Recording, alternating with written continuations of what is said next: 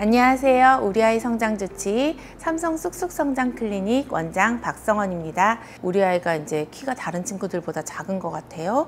혹은 잘 자라고 있나요? 근데 또 한편으로는 다른 친구들보다 너무 큰 것 같아요 하고 오시는 분들이 많아요. 어머니들이 벌써 이제 너무 작아도 문제지만 지금 친구들보다 컸을 때 빨리 크고 성장이 멎을까 봐 걱정을 하시는 부분도 많고, 이런 정보에 대해서도 많이 알고 계시기 때문에 아이의 성장이 잘 따라가지 않는다고 생각할 때는 일단 오셔서 많이 상의들을 하시고 계십니다. 우선은 작은 경우를 얘기해 보면, 우리 아이 키가 이제 사실 연령 대비 성별 대비 만 나이가 같은 여자애들끼리 남자애들끼리 키를 비교했을 때 키가 3%일 미만이면 우리가 저신장으로 정의하거든요. 그래서 요즘은 이제 성장 그래프들을 가까이서 많이 보시니까 실제 3%일 미만일 때는 병원을 꼭 찾아주셔야 되고요. 아이들이 1년에 일반적으로는 5cm 정도 자라야 돼요. 만 2돌 이후에 1년에 5cm 정도 자라야 되는데, 그렇게 안 크는 것 같을 때 교실에 이제 첨간 수업을 갔는데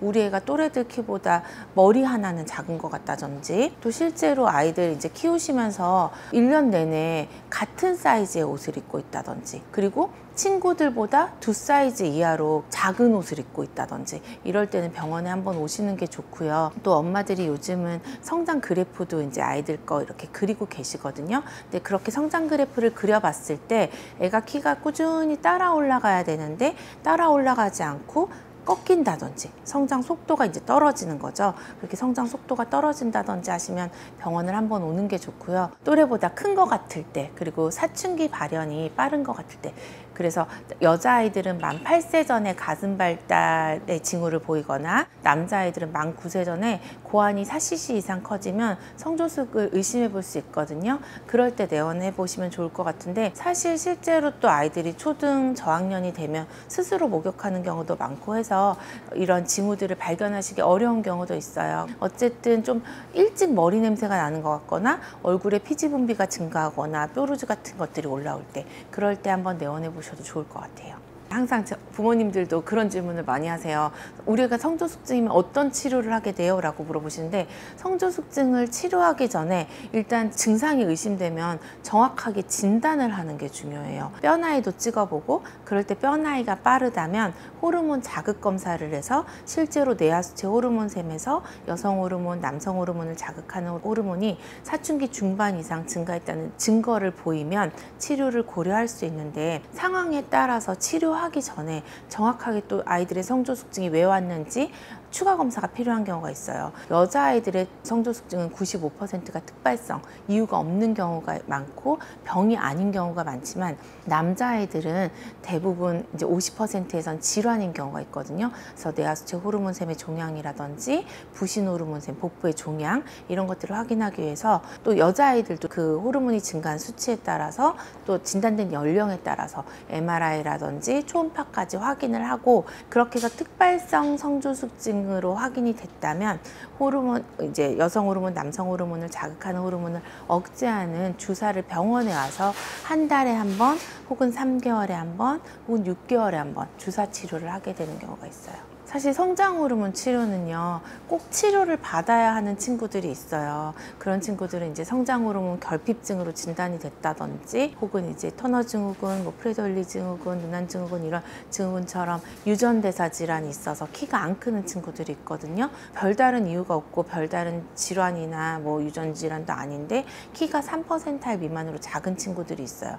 이런 친구들도 성장 호르몬 보험 치료는 안 되지만 치료를 통해서 잘 클 수 있다라는 이미 연구가 돼 있는 경우가 있거든요. 근데 이런 친구들은 이제 치료를 고려해 볼 수 있는데, 요즘 특히 이제 어머니들이 관심이 많으신 게, 아이들 호르몬은 정상인데 이제 예측 키가 뭐 여자애들은 뭐 165, 170이 안 될 것 같고 남자애들은 175, 180이 안 될 것 같고, 이래서 성장 호르몬 치료를 하고 싶다라고 하실 때 굉장히 이제, 저도 호르몬이 정상일 때는 부작용 가능성도 있고 그렇기 때문에 안 안 하시기를 권하는데, 정말 아무 질환이 없고 특발성 저신장에도 속하지 않아요. 그런데 3%일 미만은 아니지만 키가 뭐 5%일이라든지, 그래서 예측 키가 여자아이들에서 정말 150 초반일 것 같고 남자아이들에서는 160 초반이나 뭐 160 중반, 사실 정상범위죠. 우리가 근데 정상범위라는 게 여기서부터 여기까지라고 했을 때 요 미만일 때는 적극적인 치료를 하는데, 여기서 살짝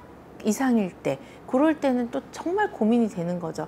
정말 정상 범위이고 치료를 안 해도 되는 범위이지만 아이도 그 키에 대해서 너무 스트레스를 받고 정말 특발성 저신장 범위 153은 아닌데 여자애들 경우 155다 이럴 때는 어떻게 해야 되냐는 거죠. 그럴 때 많이 고민을 해서 정말 치료를 꼭 해야 될지를 고민하게 되는데, 이런 경우 다 각자의 사정이 있고 각자의 이유가 있는 거예요. 그럴 때는 부작용을 고려하고 부작용 대비 치료 효과 등을 고려해서 정말 신중히 고려해야 되는 거죠. 성장 호르몬 치료를 했을 때, 성장 호르몬 치료는 처음에 이제 약간 수분을 끌어당기는 작용을 해요. 몸의 수분을 증가시키는, 조금 복잡하게 말씀드리면 몸의 나트륨 대사랑 관련이 있어서 치료 초기에는 수분이 몸에 증가하면서 살짝 뭐 몸이 붓는 느낌이 들 수 있고, 이게 수분이 뇌로 가서 뇌압이 상승하면 두통이 생길 수도 있고, 그런 부작용이 치료 초기에 있을 수 있거든요. 근데 보통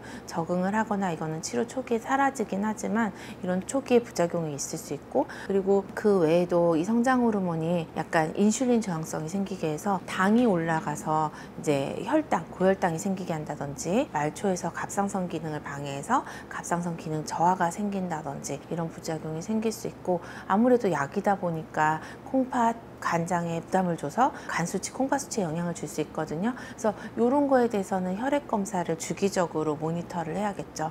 그리고 이제 갑자기 많이 크면서, 아이들이 실제로 클 때는 척추가 이렇게 쭉 크는 건 아니고 약간씩 휘었다 돌았다 하면서 클 수 있거든요. 갑자기 많이 크면서 척추 측만증이 악화될 수 있는 거죠. 척추 측만증을 만들진 않지만 자연스럽게 이렇게 크는 과정에서 한쪽으로 갑자기 훅 크면서 척추 측만이 악화된다든지, 근육이 약한데 고관절 탈구가 생긴다든지, 그리고 이제 흔하게 또 근육통이라든지 관절통 이런 것들이 생길 수 있어요. 그래서 이런 부작용들에 대해서 모니터를 철저하게 하면서, 또 그래서 저는 부모님들한테 혹시 이제 치료를 하시는 경우에는 이전에 없던 증상에 대해서는 무조건 상의를 하세요라고 해요. 그러면 꼭 치료해야 될 대상이 아닌 경우에 치료를 하더라도 이런 부작용이 생길 확률은 대부분 낮지만, 나한테 부작용이 생기면 그 부작용은 100%가 되는 거예요. 부모님들이 또 그런 부작용이 생길 확률은 몇 %인가요? 라고 물어보시는데, 퍼센트가 연구로 나와 있긴 하지만 사실 저는 늘 말씀드려요. 그건 큰 의미가 없어요. 이런 부작용은 있는데 나한테 생기면 결국 100%가 돼버리거든요. 그렇기 때문에 이 부작용이 생길 확률에 대해서 항상 최대로 생각을 하고 고민을 해야 되고, 항상 피 검사를 자주 하면서 모니터를 잘 해야 되죠. 아무래도 주사를 저는 항상 맞아 봐야지 알 수가 있어요. 우리가 평균적으로 치료를 할 때, 그러니까 성장 호르몬 치료를 꼭 해야 되는 친구들이 아니라 이제 자의에 의해서 호르몬이 잘 나오지만 어느 정도 키를 조금 더 키우기 위해서 치료를 했을 때 하루 이틀 주사를 맞는다고 이 키가 크는 게 아니고요. 사춘기 이전에 치료를 시작해서 2년 이상 치료했을 때 대략 70% 확률로 내가 클 거보다 5cm 정도 도움을 볼 수도 있다고 얘기를 하는데, 30%의 경우에서는 치료 효과가 덜할 수도 있고 뭐 5cm보다 조금 더 클 수도 있고, 그래서 어떤 친구들은 주사를 맞아도 더 잘 크지 않는 경우도 있어요. 그냥 내가 클 것만 크는 경우도 있거든요. 그러니까 치료를 한다고 해서 꼭 다 크는 것도 아니에요. 부모님들이 키에 대해서 관심이 많아지신 것처럼 의사 선생님들도 키 성장에 대해서 관심이 많아지셨어요. 공부를 열심히 하셔서 이제 키 성장 클리닉이 굉장히 많아졌고, 선생님들도 연구를 많이 하고 계신 건 사실인데, 아무래도 키라는 게요, 단순히 아이들이 이렇게 수직적으로 크는 것만 의미하는 게 아니라 아이들이 성장 과정에서 연속성상에서 키가 크는 거고, 또 사춘기도 오는 거고, 이런 변화들을 다 모니터 해주실 수 있는 게 중요할 것 같거든요. 그러다 보니까 저는 아무래도 소아청소년과 전문의시면서 전문의 자격증을 따고 소아내분비 트레이닝을 또 하신 다음에 소아내분비 세부 전문의 자격을 취득하신 선생님들이 키 성장에 대해서는 조금 더 전문적인 지식을 갖고 계시다고 생각합니다. 생각을 해요. 그런 선생님들의 진료가 궁금하신 경우에는 저희 소아내분비 학회 사이트가 있어요. 이제 검색을 소아내분비 학회 이렇게 해보시면 학회 사이트가 있는데 거기에 소아내분비 학회 선생님들이 계신 진료하시는 병원 지도가 이렇게 나와 있거든요. 클릭하시면 근처의 병원을 찾으실 수 있어요. 아무래도 보다 전문적인 선생님들한테 상담을 하시면 어떨까 하고 생각을 합니다. 유전이 80%, 70-80% 정도 되고요. 환경적인 영향이 이제 20-30%인데요. 사실 이렇게 말씀드리면 엄마들이 너무 실망하시죠. 특히 부모님이 작으시거나 한쪽 부모님이 작으신 경우에는 그럼 우리 애는 작을 수밖에 없는 운명이냐 이렇게 얘기를 하시는데, 유전적인 거는 어떻게 할 수가 없는 부분이지만 환경적인 거는 좋은 성장 습관으로 잘 크는 시기에 다른 친구들보다, 아니면 내가 잘 크는 시기에 내가 크는 것보다 0.5cm씩만 더 키워도 5cm 크기가 5.5cm 더 크고, 이게 누적이 되면 최종 키의 변화를 가져올 수 있는 거죠. 그래서 좋은 성장 습관으로 환경적인 요인을 바꿔주는 게 너무 중요해요. 그거는 아무래도 성장의 사원칙에 해당할 것 같아요. 좋은 성장 습관, 우선 고루고루 잘 먹기. 여기서 포인트는 골고루예요. 밥, 고기, 야채, 유제품, 생선, 그러니까 탄수화물, 단백질, 지방, 무기질이 골고루 들어가야 된다는 거예요. 애를 잘 키우기 위해서 단백질만 이만큼 먹었는데 무기질의 밸런스가 맞지 않으면 우리 성장은 성장의 최소율의 법칙, 적게 먹은 음식의 그 비율에 의해서 성장을 하거든요. 골고루 잘 먹어야 되고요. 그 다음에 적당히 운동하기. 여기서 적당이라는 거는요, 최소 주 3-4회는 운동을 해야 되고, 운동을 할 때는 한 번에 30-40분 이상. 그런데 그때 유산소 운동을 저는 권해요. 그리고 실제로 최근에 미국 소아과학회에서도 고등학생 이상이 될 때까지, 그러니까 고등학생 때까지는 근력 운동보다는 유산소 운동을 추천하기 시작했거든요. 근력 운동도 유산소 운동을 통한 근력 운동을 하는 게 좋아요. 그래서 이 운동을 할 때는 숨이 차는 강도까지 올라가는 운동이 중요하고요. 이 숨이 찬다는 의미는 숨이 차서 헉헉하면서 말은 할 수 있고 노래는 못할 정도의 힘든 강도로 운동을 해주는 게 좋고, 농구, 수영, 태권도 가면 줄넘기도 하니까요. 이 운동들 뛰어놀기 다 좋아요. 계단 오르기, 아이가 좋아하는 운동을 시켜주시는 게 좋아요. 왜냐면 운동이 스트레스가 또 되면 안 되잖아요. 좋아하는 운동을 적당한 시간 이상 적당한 강도로 해주는 게 중요할 것 같고, 그 다음에 세 번째는 숙면하기. 그래서 푹 자는 게 중요한데 초등학생들은 8시간, 9시간 이상 푹 자는 게 좋고요. 저는 시간을 이제 또 딱 정해드리는 걸 좋아하시잖아요. 그래서 초등 저학년까지는 최소 9시간은 푹 자는 게 좋고, 초등 고학년부터 중고등학생들은 최소 8시간 이상. 여기서 또 포인트는 숙면이에요. 숙면. 아이들이 푹 잘 때 성장 호르몬이 자극돼서 폭발적으로 나오거든요. 그래서 숙면하는 것이 중요하고요. 그다음에 네 번째는 스트레스 안 받는 거예요. 아무래도 스트레스를 받으면 몸에서 이제 스트레스 호르몬이 나오면, 스트레스 호르몬들이 하는 역할은 또 성장판이 빨리 닫히게 하고 성장 저하를 유발하겠죠. 스트레스 많은 아이들은 아무래도 잘 먹지도 않고 식욕 부진이 올 수도 있고, 반대로 폭식할 수도 있고, 그래서 영양의 문제도 생길 수 있고, 잠도 못 잘 수 있고, 여러 가지로 이제 스트레스가 영향을 줄 수 있기 때문에 스트레스를 덜 받는 것도 매우 중요합니다.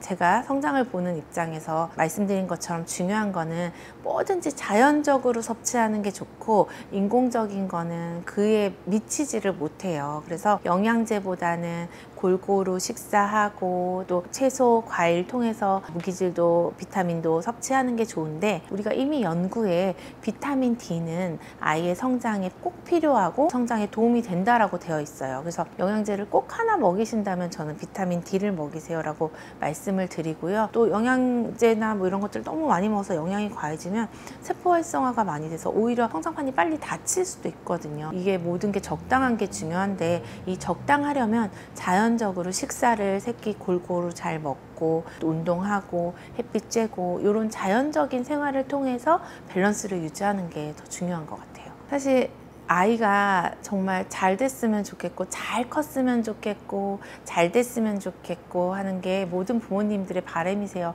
저도 그렇고요. 근데 아이의 성장이라는 건요, 이제 우리가 정해놓은 기준으로 가는 건 아니라고 생각을 해요. 그래서 몇 센치라고 정해놓지 마시고요. 아이가 자연적으로, 아이들이 이제 사춘기 때 잘 커야 될 때 잘 크는지, 그리고 정상적인 성장 패턴을 잘 따라가면서 잘 크는지, 이런 거를 보시는 게 중요할 것 같고, 아이들이 유전적으로 클 수 있는 정도가 있잖아요. 최소한 그 정도는 잘 크고 있는지, 예를 들어서 우리 아이가 사춘기가 너무 빨리 와서 유전적으로 클 수 있는 것보다 덜 크는 건 아닌지, 아니면 현재 지금 너무 영양적으로 혹은 운동이 아니면 너무 극심한 스트레스 때문에 잘 커야 되는 시기에 잘 못 크고 있지 않은지, 이런 정상적인 패턴을 지켜봐 주시고 이런 게 잘 크고 있는지를 보는 거지, 정해진 규정에 맞춰서 여기까지 커야 된다 이런 마음은 조금 내려놓으셨으면 좋겠고, 실제로 부모님들이 그렇게 바라고 키우시는 부모님들은 잘 없어요. 그래서 정상적으로 잘 크고 있는지를